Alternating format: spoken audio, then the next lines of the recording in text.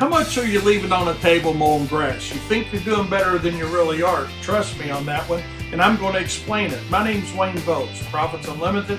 Been a business coach since 1990 and done seminars all over the United States and Canada. And we had a comment on one of my other videos where a guy said specifically, you can absolutely have greater than 50% gross profit margin on mowing.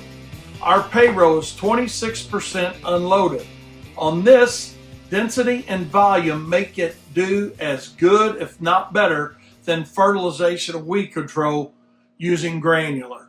For you guys that don't understand gross profit, net profit margins, when we look at gross profit, what we're looking at is you take the selling price minus all your direct expenses to the job, not including any additional overhead. We'll talk about that in just a second. Where that number gets a little bit confusing, he said, hey, our labor's 26% unloaded.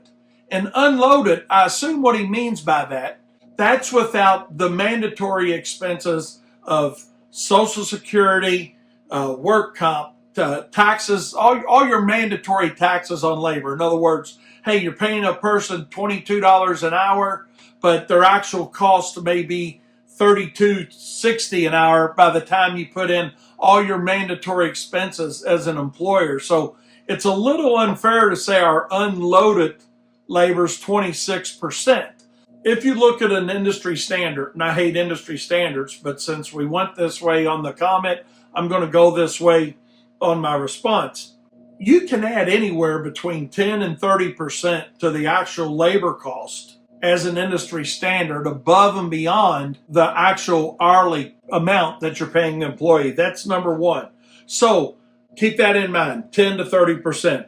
Next thing I want you to think about is once you get to a gross profit, then we have to subtract the additional overhead. In other words, the expenses associated in your company that you have to share amongst each and every job that you do. Like my hoodie I've got on, pens, paper, pencils, rent, internet, cell phones.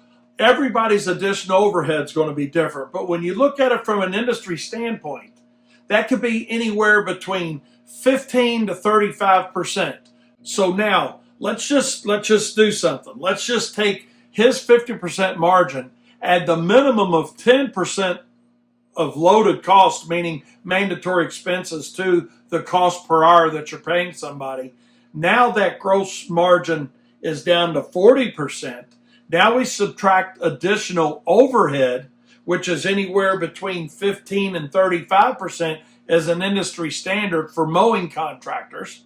Okay. Now we're taking that 40%, subtracting another 15% minimum, right? Now we're at 25% in a best case scenario, which that in itself is not a bad net profit for mowing.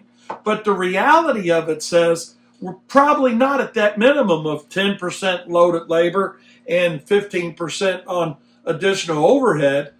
If we look at the realistic numbers on that, that number is going to look more like at least 15% with loaded labor cost and probably 18 to 20% on the additional overhead. So let's just go with 20 for easy math.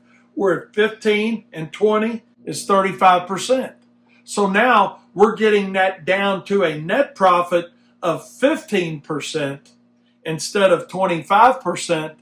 And now what you're doing is really looking at the true bottom line margin on mowing. So with that being said, I'm going to stand by my original comment that mowing is always going to be your least profitable service. Hope that helps explain that, and we'll see you guys next time.